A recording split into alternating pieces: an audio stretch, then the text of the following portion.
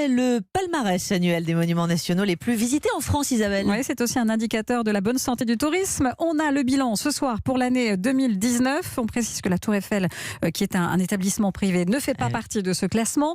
Bonsoir Diane Chenouda. Bonsoir Isabelle, bonsoir à tous. Alors dites-nous tout Diane. Alors d'abord ce chiffre, il y a eu presque 10 millions, plus de 9 970 000 visites exactement dans les monuments nationaux partout en France l'an dernier.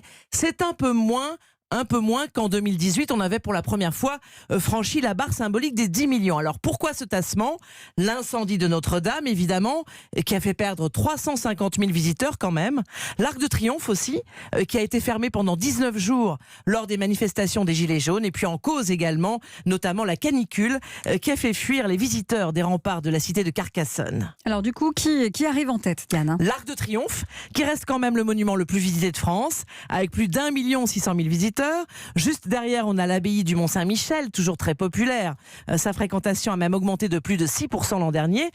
Toujours troisième dans le palmarès, la Sainte-Chapelle à Paris, avec une fréquentation en hausse également de plus de 8%, 8,7%. Et le Panthéon, presque 2% de plus. Enfin, le Château d'Angers a attiré près de 13% de curieux supplémentaires l'an dernier. Les Français s'intéressent quand même de plus en plus à leur patrimoine.